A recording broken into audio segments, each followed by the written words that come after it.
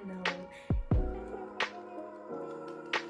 Now, hello, welcome to Sihle's 2 cents. I am Sihle Simelane, but most importantly, welcome to my YouTube channel. Now, Sihle's 2 cents is about South African film and theatre reviews, just my opinions, my thoughts, my observations, what I like, what I didn't like.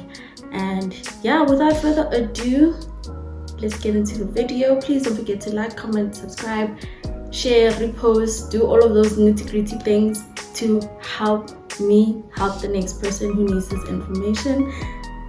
Yeah, thank you. Welcome to season 1, episode 1.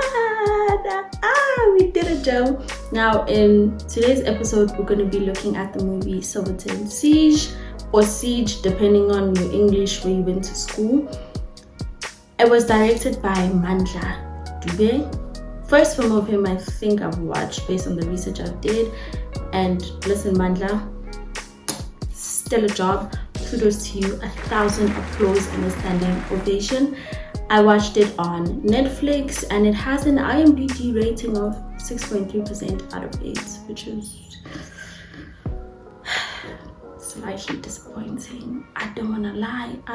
I thought maybe, but hopefully by the end of this video it will, and I would have helped their rating and just, the film in itself as a whole. Now, the synopsis of this by IMDb says that it follows 3 young freedom fighters who seek refuge in a South African bank in Silverton and take the bank and its customers hostage and would only release them in exchange for the release of Nelson Mandela. We'll get back to that. The beginning of the film starts off with these 3 people walking off, and I think it's a mine blowing up at the back of them, which you can tell that they're the ones that blew it up.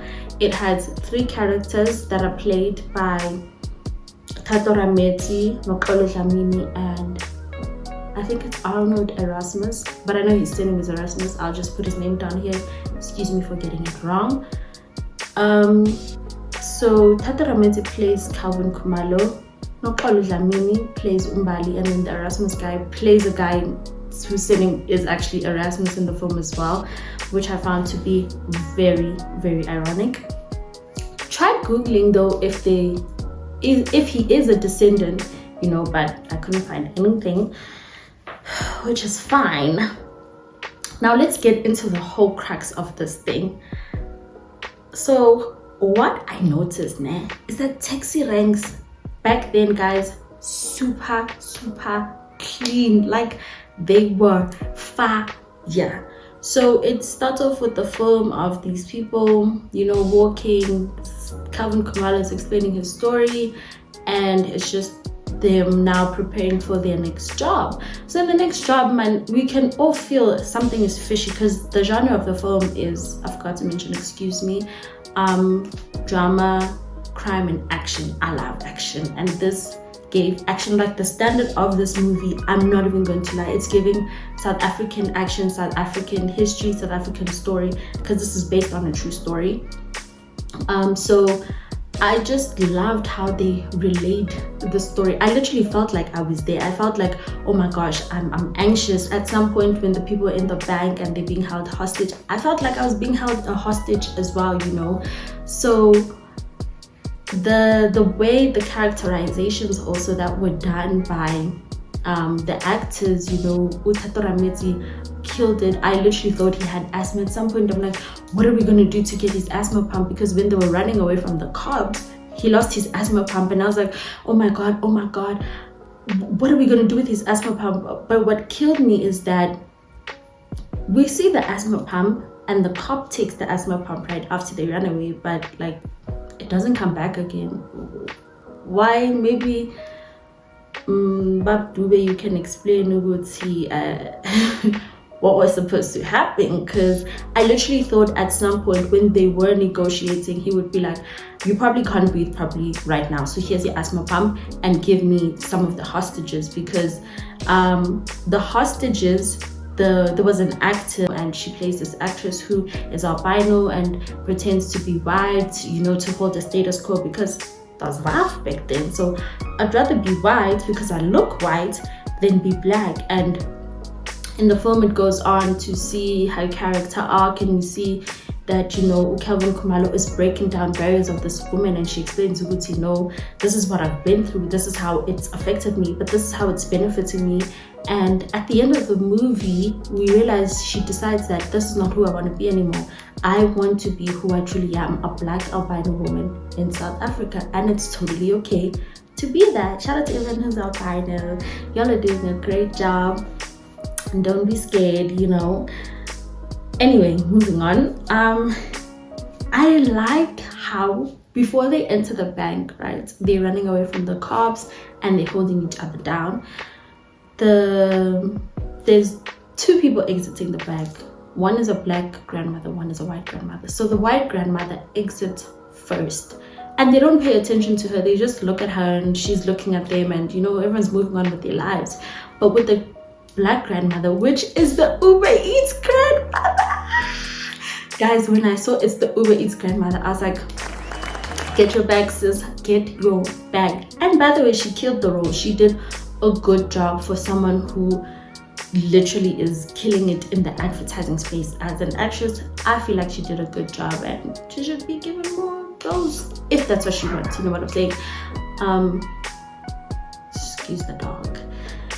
And so with her, like Tera, you know, they call Mbali Tera, same person, one is a nickname to hide identity. She pulls and she's like, Shesha Koko Shesha, which is translated, it's isiZulu translated to hurry up grandma, hurry up, you know, because they're trying to enter the bank, and they foreclose all the doors. And there's now the two cops who are the detective and his helper. Don't remember the names. I'm going to put it down here who the detective is and the one that was helping.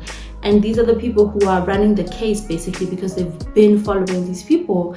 And so they're like, yo guys, we need to figure out a plan. It's a whole thing, bruh. Things are being closed, barricades, people are outside, you know, we like things. People are outside trying to see what's going on, what's happening. And I felt like I was there. I also wanted to know what was happening. I mean, I know I'm going to know, but it was such a beautiful journey to go on the siege and understanding this is what took place, this is what didn't happen.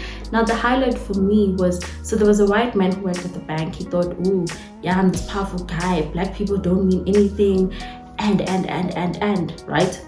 So Calvin shows him that black people mean everything, and I'm not doing this just for anything, because his plan in the beginning, I'm going to take you through how we got to him wanting Nelson Mandela to be released. His plan in the beginning was to get out, to run away. He negotiates, he says, bring me a helicopter, bring me a pilot, just me and my 3 people, and we're going to be out of here, right? But then he realizes he got played. He literally got played, guys. It's not even funny. He got played, and he was like, you know what? I'm going to go inside. And he has a wild idea to say, since it looks like I may not be released, at least let's have Nelson Mandela released. And this is what sparked, actually, towards the end of the film, they show us that this is what sparked the release of Nelson Mandela. This is what began the regime of releasing Nelson Mandela and the whole thing that went on. So I thought that was super cool. And for me, that highlighted that literally what you do, whether or not you notice, whether or not you're given credit, can cause a ripple effect in a positive way. It can start up things that you may not always necessarily be there to see, but as long as it started and you're the one that is meant to place and start the foundation, how the house is built and everything, that's not your concern. You are literally the foundation of everything, and I found that to be so beautiful. And I just think we can also take that in life, that we shouldn't be scared to be the ones to be like, actually, no, I'm gonna start this is what I'm gonna do, and this is how and why Sihle's 2 cents came about. But moving right along, so he starts saying, you need to release Nelson Mandela. I'm not releasing anyone, I'm not releasing anything. Then he gets a call that if you're gonna release hostages, because we're giving you food, because he also has pregnant women, we need you to release the daughter of the mayor. I think I'm gonna double make sure, but yes, I think it's the daughter of the mayor. She's white, you know, and they're like, let her go. With the father won't like that, and she's the manager at the bank. So he tells her that, yo bro, they're looking for you, go outside. And she goes, I'm not going anywhere. I am not going anywhere, not while all of these people are here. And I'm like, beautiful. But she ends up dying, you see. But she dies she dies teaching them that I know what it is, because the Uber Eats granny is actually her mother figure in her space and her life and raised her. So she probably heard stories from her. They don't really explore that story much, which you can sort of put the pieces together of what's going on. And you know, the guy at the bank, he's trying to go back, he's trying to speak on his thoughts, and he's like, yeah, I'm powerful, black people ain't nothing, they mean nothing. And he's like, do you know what freedom is? Like, I'm gonna challenge you now, do you know what freedom is? Because we are called the post-apartheid kids, and you know, we don't know what freedom is. But at the end of the film, this white man looks at Calvin Khumalo and he goes, please zoom me. Your freedom costs too much. And he's shaking. Your freedom costs too much. Powerful, powerful, powerful, powerful. I've never been so in love with a quote that spoke volumes. I don't think it's even just about black or white. I think South Africa as a whole, being free costs. We are still not truly free, but I'm not gonna come here and be political. There's a different space for that. But it costs. It costs a lot that even I still think certain races who don't understand the implication of what people went through back then. Even I don't. The little that I know, I'm like, whoa, because I've heard personal stories. And man, what my biggest takeaway from this film is, stand your ground. Do not be afraid to be different. Always make sure that what you're doing is not only for you, it's for whatever purpose, whatever generational blessing, wealth, impact you are trying to make. Make sure that you do it and you do it proud. You do it with your all, because that's all you have left. It literally costs everything. Calvin Khumalo said, my freedom costs me everything. You need to be willing to sacrifice even the tiniest thing so you can be free in whatever you are not free in. And I hope that I have inspired you to go and watch the film. I have inspired you to start whatever journey you need to start and advocate for the next person that you know is in need of your help.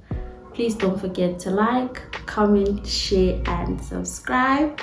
Thank you for watching episode 1. Have a good day.